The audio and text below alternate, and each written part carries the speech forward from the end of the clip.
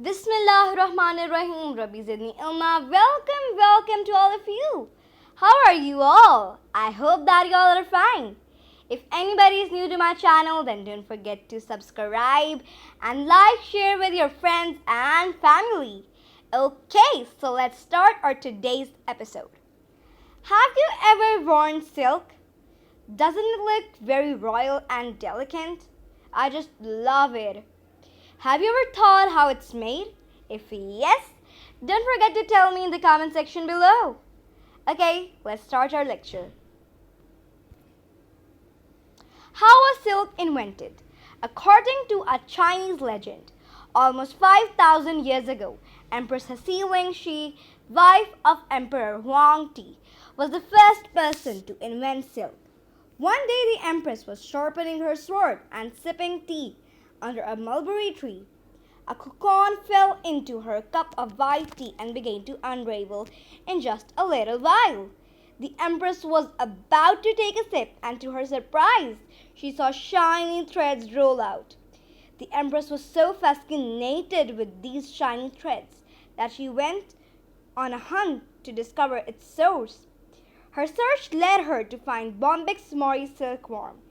She frantically went around the mulberry tree, gazing at all the cocoons, seeing the worms wrapped up in their cocoons, covered in thread-like material. It gave the Empress an idea of weaving into fabric.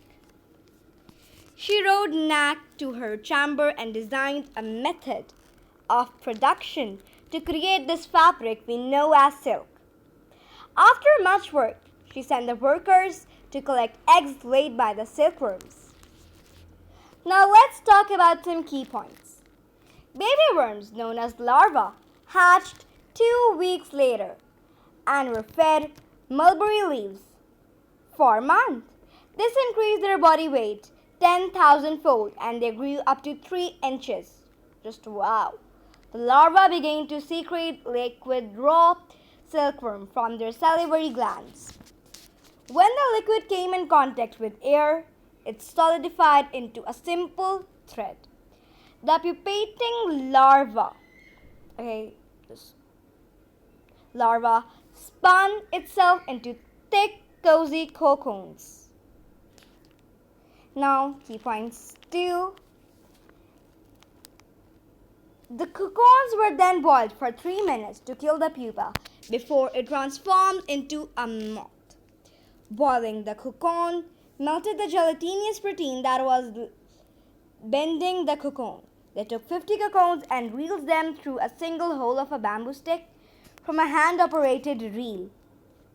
As the threads passed through together, the remaining protein glued it together, forming a single, thick thread.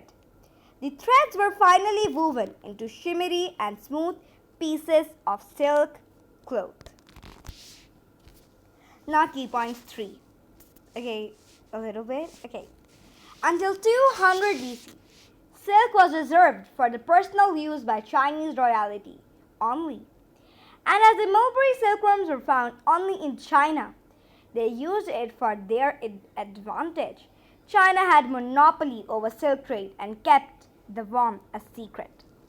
Demand for silk became extremely popular, and people from around the world traded it for gold and silver coins. But the secret could not be held for long. By 300 AD, Korea started producing silk, thanks to a few Chinese immigrants settled there. Soon the production of silk spread to Japan, subcontinent and Persia too. And very quickly, China lost its monopoly. By the 13th century, Italy had entered the Hall of Fame in silk history. It became the highest producer of silk. Soon, France started challenging Italy's dominance over silk. But today, China has regained its #1 status as king of silk production. Now trivia time! Okay, did you know that silk rope is stronger than an equally thick metal wire? In fact, it is the strongest natural fiber known to man. It is also used to dress wounds as it dissolves and be absorbed into the body. By the way, if you find some word difficult, look in the description box. Hope you liked the video. Allah Hafiz.